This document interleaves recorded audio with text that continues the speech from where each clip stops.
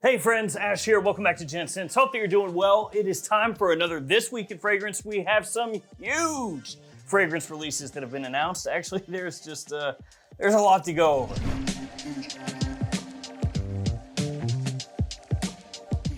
More than usual, you could say. There's a new Versace Eros fragrance, a new Rabanne Invictus, which is a really big one, a new Azzaro Chrome, a new Oud for Greatness, a new Michael Kors launch, just a bunch of different fragrances coming your way really soon. So everything I talk to you guys about here today is gonna be linked in the description. The majority of this information you can find at iFragrance Official, so feel free to check them out after the video if you wanna look at more pictures and do more reading and stuff like that. And as usual, before we jump into the first fragrance, here are some codes you can use to save money across a bunch of different websites. So if you're in the market for a new clone fragrance, designer fragrance, niche fragrance, you are covered across all these different sites. So check them out, and if you decide to buy anything, use those codes to save some money. All right, let's get started. First thing we're gonna talk about is actually a new Armani. Yeah, well, kind of a new Armani.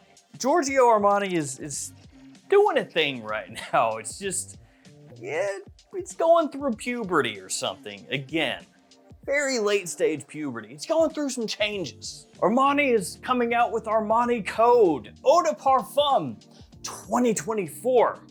That's right. You remember the fragrance that they launched a few years ago? A Code Eau de Parfum? Yeah, they're doing that again. So of course, as most of you know, Armani has been changing things up with their bottles, their presentations, pretty much all across the board, whether we're talking about their Acqua di Gio line or their Armani Code line.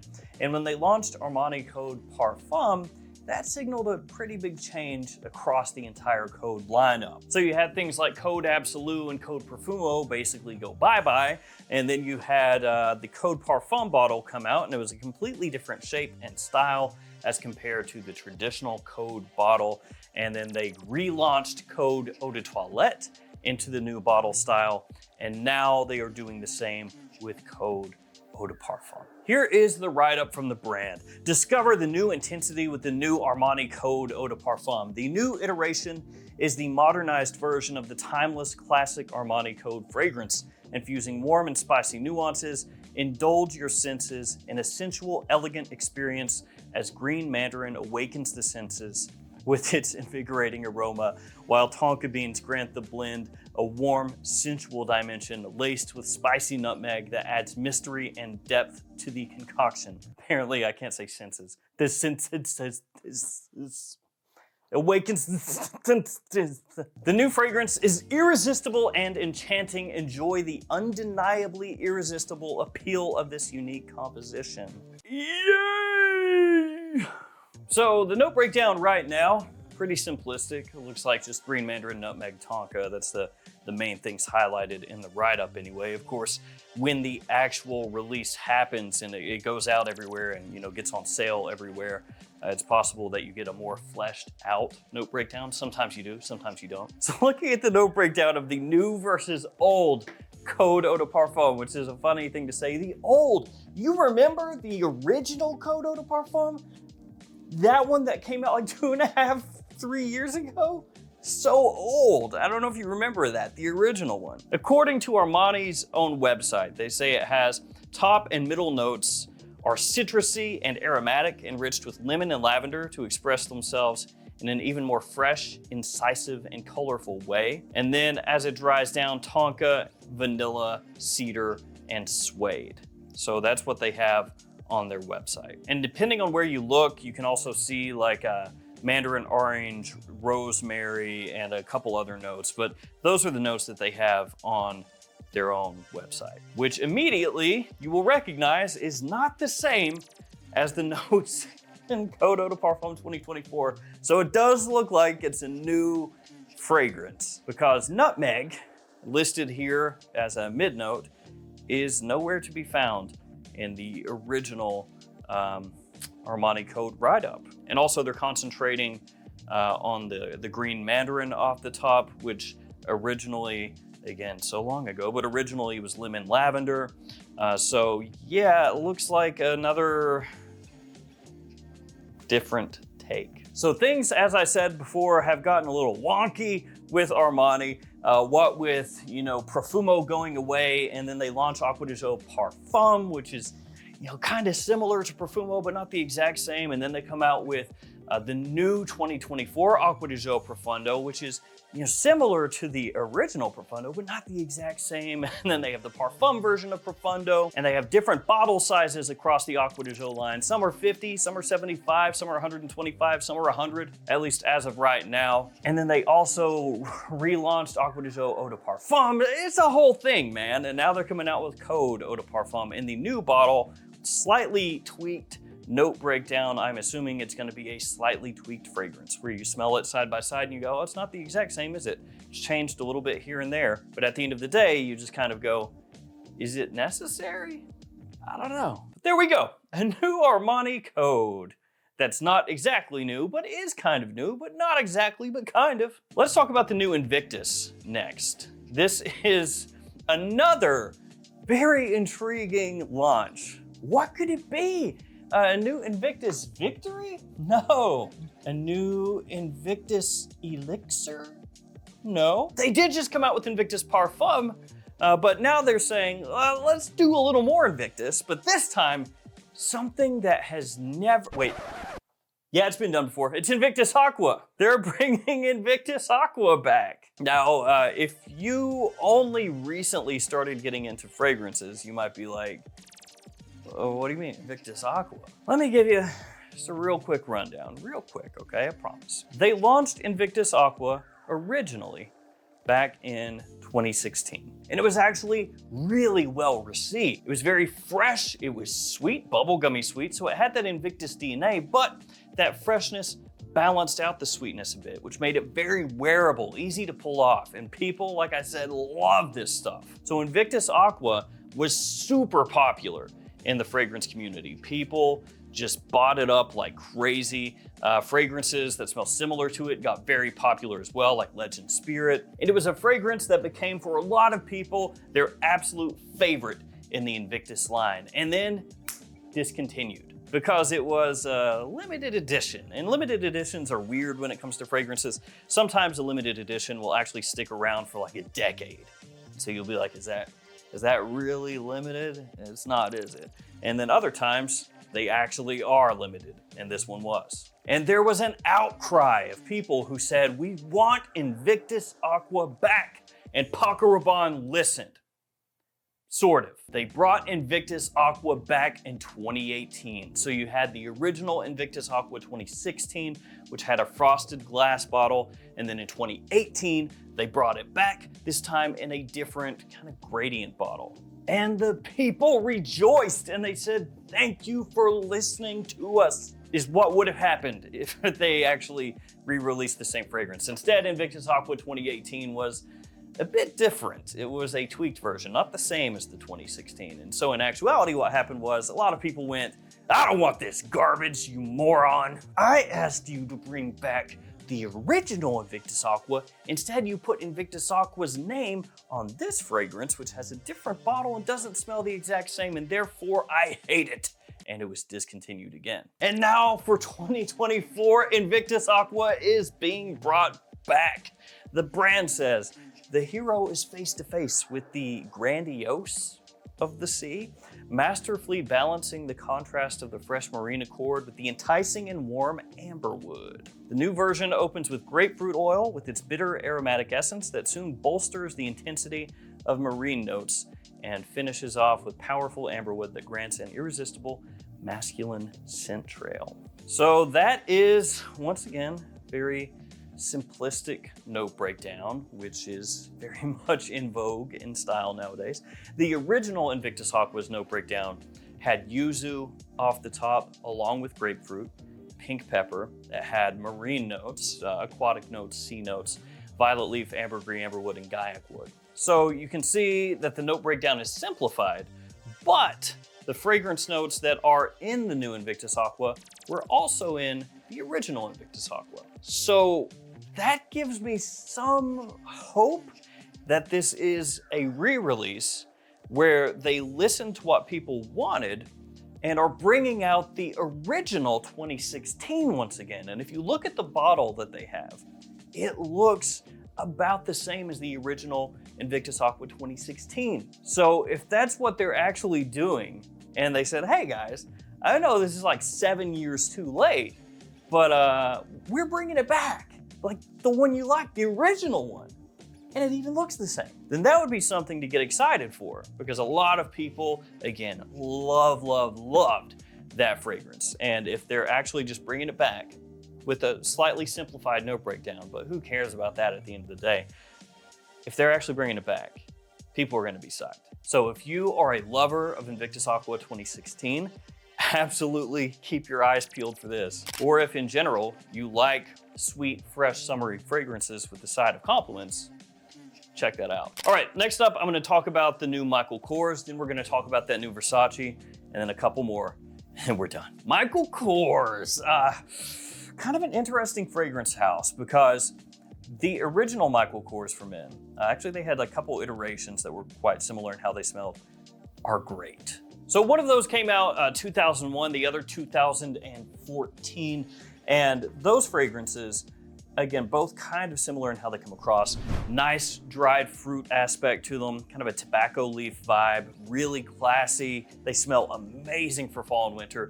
And for a time, you could get them from discounters for a really good price, and they were just awesome. But here lately, and by lately, I mean like the past decade, it feels like, they've just been churning out flankers that frankly nobody cares about. Fragrances with such mind-blowing names as Extreme Speed, Extreme Journey, Extreme Rush, Extreme Sky, Extreme Night, Extreme Blue, Extremely Boring. They came out with a number of yearly flankers, annual flankers, that people were, again, just kind of like, okay. And I own, I think, 4 of them.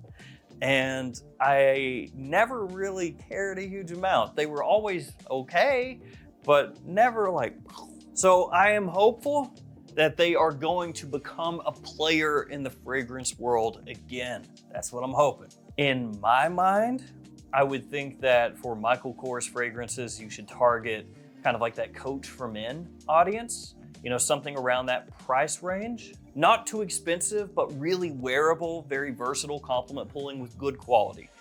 That's what I think they should do. We'll have to see if that's what they end up doing, but that's what I would think they should do. So here's the write-up for the new Michael Kors Pour Homme, which is coming out very soon. The aromatic masculine blend opens with a fougere blast with lavender at the helm, braced by its revitalizing zest of bergamot and the spicy herbal touch of pink peppercorn.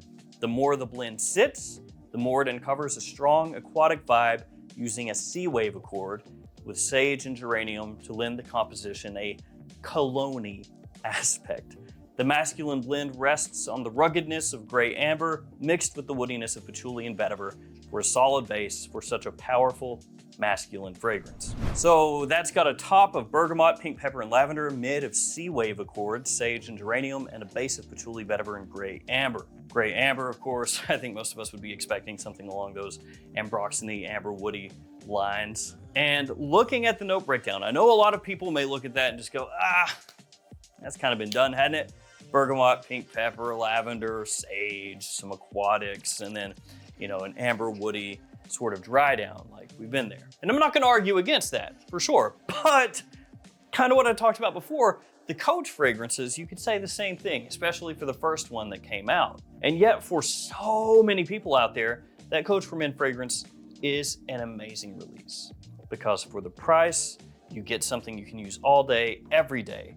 You can pull compliments with it, you can wear it to just about any situation, and it will work, and it's a brand people know. And the bottle looks pretty good. So if they're going along those lines, and they can flesh out the line with some flankers that start to do things maybe a little more interestingly as time goes, then that would be awesome. Because I feel like they do need to lead with a fragrance that's gonna sell. You don't start off a line of fragrances for success by coming out with something that's crazy, ultra unique that nobody's done before, that is a complete shot in the dark as to whether anybody actually goes for it. That's not really setting yourself up for success. If you're like, here's this thing that's never been done, and there's like a 20% chance this works, but that's what we're doing. We're putting all our eggs in this basket. Oh, I failed. No more fragrances for us. Haha, dang it. Like, that's not a good idea, that's all I'm saying. And actually, I really like the look of the bottle. I know some people are gonna say it's really tacky, the whole chain link thing going on, but it's unique, it's eye-catching, and if it's done well, it should feel pretty good in the hand. If it's done poorly, it's gonna feel really cheap and chintzy, so hopefully that's not the case. That is the new Michael Kors onto the new Eros. And I would just like to say, I called it, but I think I also said the same thing last year, that they need to come out with an Eros flanker this year, and now they are. I've actually been talking about that for a while, that Versace needs to come out with a new Eros. It's like, guys, it's one of the best-selling fragrance lines in the world for men. Maybe give us something new. To be fair to Versace though, they don't do a ton of flankers. Like, they don't come out with a whole mess load of them. Sometimes people will hate on Versace and be like, oh, you know, they're kind of like a cheaper designer house, blah, blah, blah. But when they put something out, it's usually because they want it to stick around for a while. So they're not just like, here's one, here's one, here's one, here's one, here's one, here's one. And I have to tell you guys, and I mean this completely, this is the most excited for a fragrance this year so far that I have been. I was really psyched for the new Paradise Garden, but I am more psyched for this. It just sounds awesome, and I love the look, but let's talk about it. The newest member of the esteemed Eros saga is here. Versace Eros Energy Eau de Parfum is a fusion of an invigorating citrusy energy that uplifts and energizes the senses. The use of Italian bergamot essence gets further elevated by an array of tangy fruits of blood orange, lime, lemon, grapefruit, and mandarin for a blend that is utterly melodious, that beams with pure delight. I think that's the first time I've heard that descriptor for a fragrance. This is utterly melodious. As the heart roars, the duo of pink peppercorn and juicy blackcurrant add a sensual, enchanting touch to the zesty blend, along with white amber that rounds out the passionate and fiery heart of the composition. As the blend nestles, it unfurls a solid base of patchouli that further accentuates the earthy facets of the blend, while clean musk adds an enveloping aura that is akin to a gracious embrace, and oak moss lends the composition a green facet that provides some classic elegance. Thank you also, Versace, for the non-3-note breakdown. Could have just been like, yeah, the top, I don't know, citruses, mid, spices, I don't know, base, patchouli. They could have done that, but they didn't. So in the top, Italian bergamot, blood orange, lime, lemon, and grapefruit. That is a citrus bomb. When you are hitting us with that many different citrus notes off the top, you know this sucker was made for spring and summer. With the mid of pink pepper, black currant, and white amber, ooh, you got my attention. Now with black currant, a lot of people are gonna see that and see all the citrus off the top, and they might think Aventus. And I'm not saying it is or is not gonna smell like Aventus, I don't know. But that's what a lot of people are probably going to think initially because, of course, good amount of citrus off the top of Aventus and a lot of Aventus style fragrances. And then black currant is one of the more memorable notes from Aventus. So much so that if you look up black currant on Fragrantica, for example, it's gonna pull up a bunch of Aventus style fragrances, clones, inspired by scent, stuff like that. But black currant is not Aventus only. It's actually super pleasant, a little bit tangy, can be sweet sometimes, fruity, and it blends very well with citrus. That's just why it's used in Aventus like it is, because it can give a really nice counterbalance to the citrus, can add a little tartness to it, and can also add depth. It can do a lot of different things depending on how much they put in there and how it's used. So I wouldn't just immediately think Aventus. I actually hope that's not what it is. That would be a little bit disappointing. I mean, it could still smell absolutely amazing, don't get me wrong, but I'm hoping it is kind of its own deal, right? So we'll see. And then the base, patchouli musk and oak moss, which makes total sense. I would imagine it's gonna come across a little zingy, even into the dry down possibly. I'm not expecting too much earthiness in the dry down, probably just more of like a nice modern woodiness. But this one I am psyched for. Again, I think the bottle looks sick. I've actually always thought the Eros bottles looked great.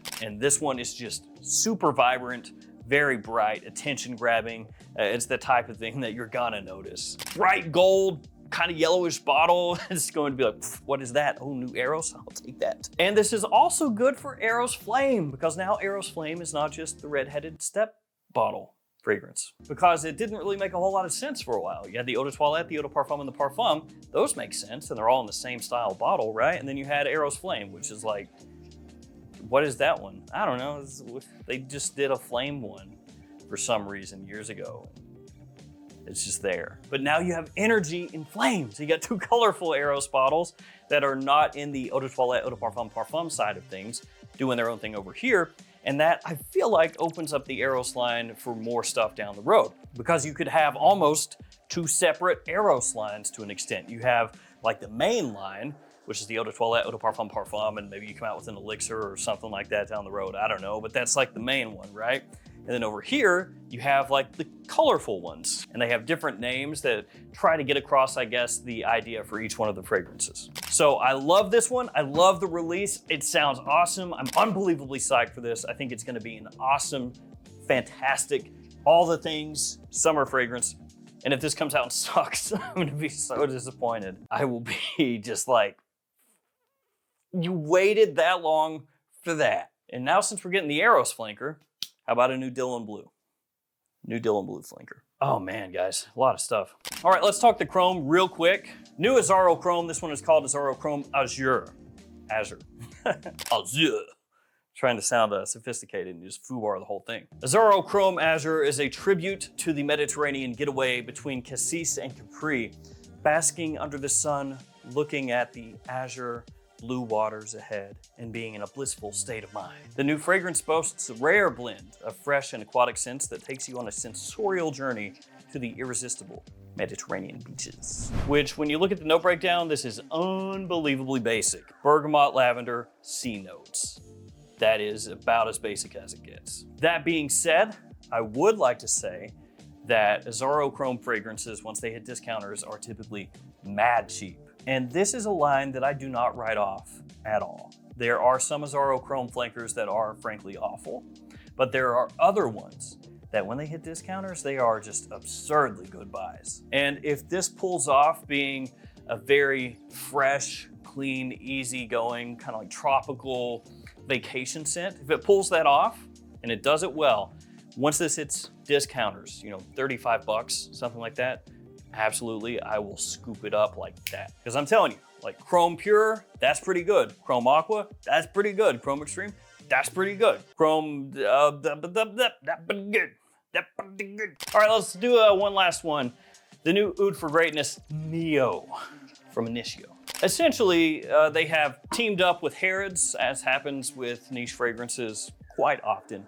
And they're coming out with a Harrods exclusive Oud for Greatness Neo. And eventually, as always happens, it will make its way out, no longer be a Harrods exclusive, and then will be easier to pick up. Unless you just don't care, and then you can buy it from Harrods. The celebrated Oud blend is an ode to the robust and powerful essence of oud and its multifaceted spirit. In this blend, oud is taken to higher levels by pairing it with lavender or pure and bergamot for an addictive scent trail that evokes the senses and boosts energy and self-confidence. The woody fresh fragrance boasts the opulence of agarwood, also known as oud, spicy saffron, herbal fir balsam, bergamot zest, and fragrant lavender for a lavish oud experience. Of course, Oud for Greatness, very popular, very popular. I'd say the most popular from Initio. They came out with the flanker Oud for Happiness, which was not quite as well received as Oud for Greatness was. So it makes sense that they would come out with another Oud for Greatness, I suppose. When you look at the note breakdown, it's not terribly different from the original Oud for Greatness. I mean, the original Oud for Greatness, saffron, nutmeg, lavender, oud, patchouli, musk. It's according to Fragrantica. I'm just quickly pulling that up. So a little bit of a difference there, like with the bergamot.